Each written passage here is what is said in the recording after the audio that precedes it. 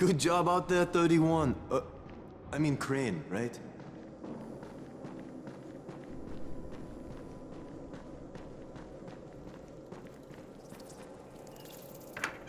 Crane. Listen, Brecken and a team of runners went after an airdrop last night. He lost the rest of his team to biters, and then Rise's men ambushed him, beat him to a pulp, and stole the drop. Now Brecken wants to go after the next drop himself, but we can't let him, and you've got to back me up, okay? For God's sake! You can't even walk straight!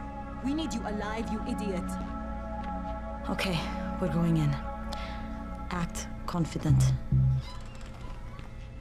Brecken? Lena? Maybe you can get through to him. Jade, who's your friend? Kyle Crane. Look, Brecken, the last thing we need is for you to go back out there. We can figure out another way without jeopardizing you. Right, Crane? I'll go. I'll do it. Right. Yes. Crane will go. He'll be happy to. Jesus. No offense, friend, but you're as green as grass. You can't just... Crane will manage. He'll start in the right spot. And Lena's right, you need to be here taking care of the towers, convincing them the world's not over yet. Oh, hell. Maybe one more try before we go to Rise. Yeah, okay, fine. Good luck, Crane. Jade, a moment. Sure. Head for the cauldron, I'll be in touch shortly.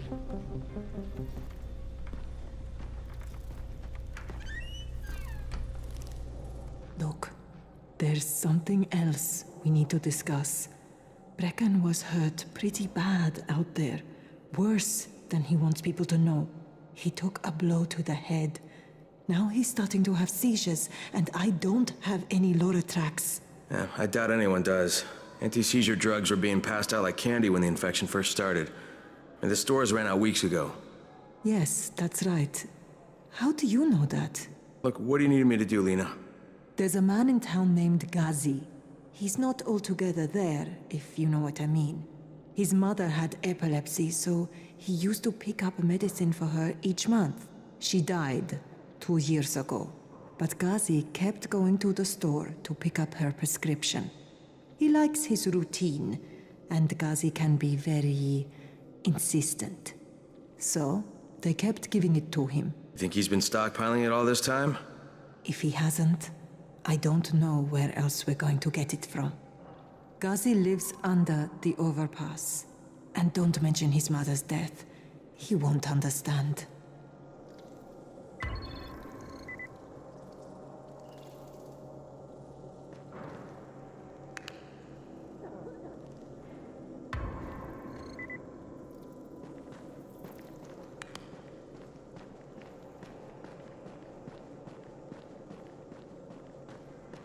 There it is again.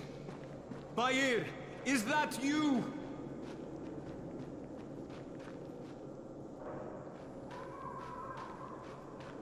Look, I've got to get out of here. I need to get my wife and kids somewhere safe. You know, seems to me this is about the only safe place there is. Safest place in the slums, maybe, but the slums aren't safe. It's no place for my family. And I found a way out. You mean out of the slums? I can't tell you the details, but I need to get across town, and I can't do it without a gun. If you'll get me one, I'll tell you about a place that hasn't been looted yet. I promise you won't regret it. Well, how do you know this place hasn't been looted? Because there's only one person that has access to this place, and you're looking at him. Bring me a gun, and the key is yours, as well as everything you find there.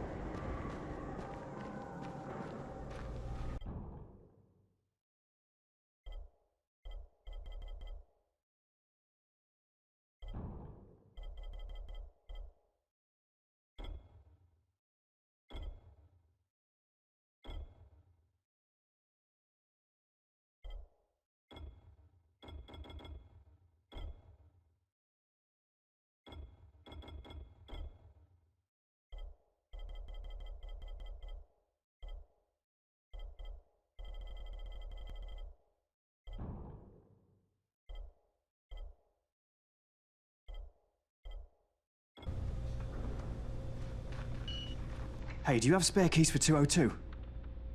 Well, what's the problem? Something's going on in there. The door's locked from inside.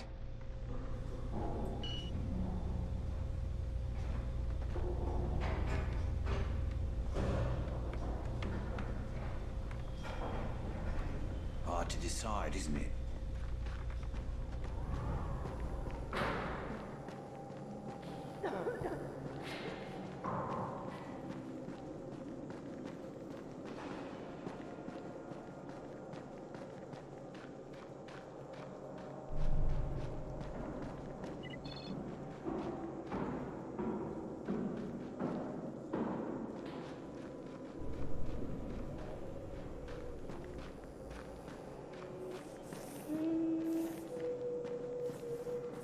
Hey, could you check on Bahir in 202 and see if he's around?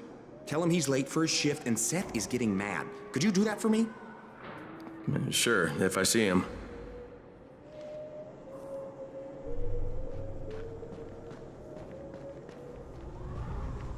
And then Gretel shoved the Wicked Witch into the oven and burned her up.